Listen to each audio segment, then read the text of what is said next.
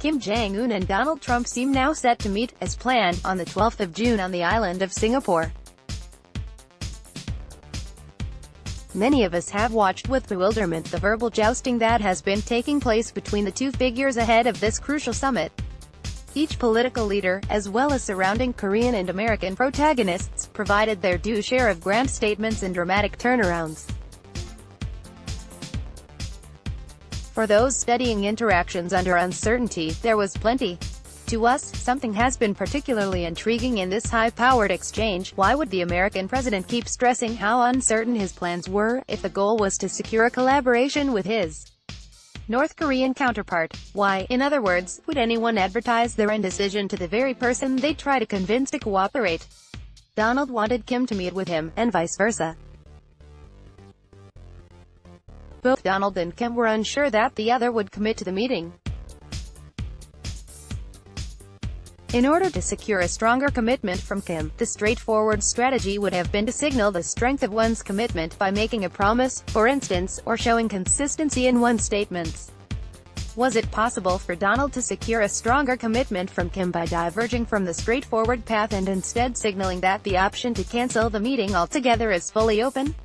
We are using the case of Trump just as an illustration. We are not concerned with his mindset, or asking whether his actions were impulsive or strategic.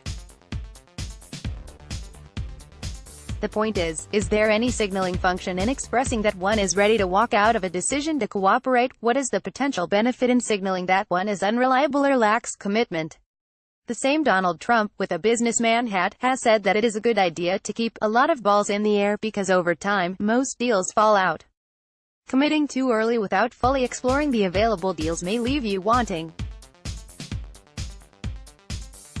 But, again, explicitly advertising your indecision to the very people you are trying to convince to cooperate with seems strange if not downright incompetent.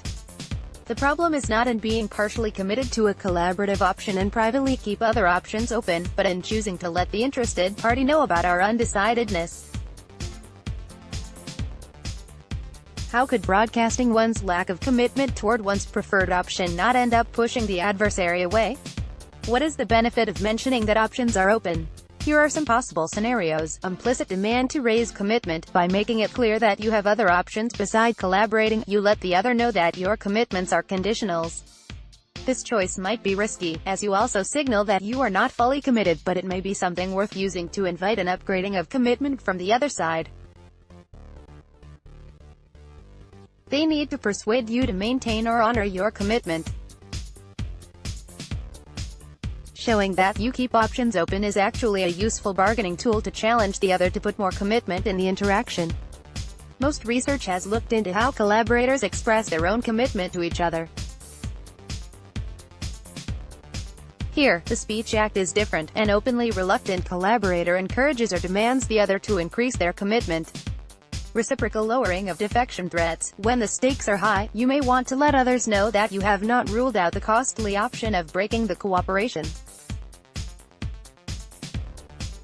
Throughout the Cold War and to this day, many governments have invested masses of their taxpayers' assets in nuclear weapons and arsenals that almost everyone agrees and hopes they have no intention to use. Costly investment has been framed by Cold War theorists such as Thomas Schelling as a deterring signal that one is prepared for all sorts of options.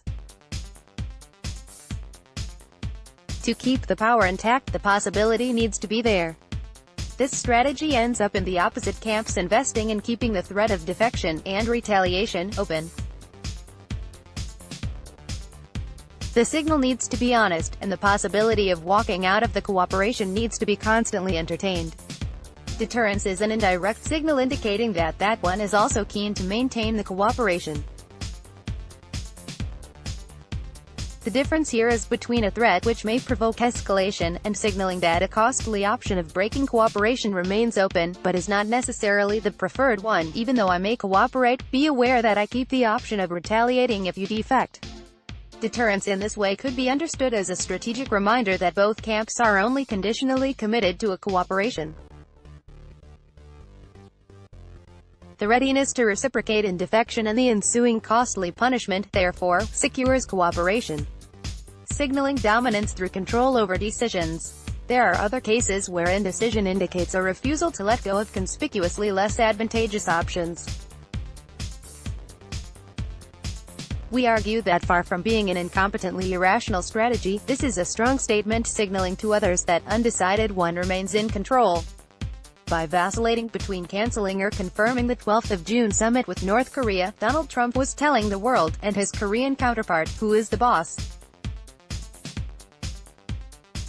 Interestingly, staying undecided by keeping options open could act as self-signaling too. A recent study showed that having more options to choose from increases our perceived degree of agency. The study was particularly careful to demonstrate this even when our choice does not impact the quality of the outcomes. Kaleva and colleagues, 2017, had their participants repeatedly gamble for a small monetary reward.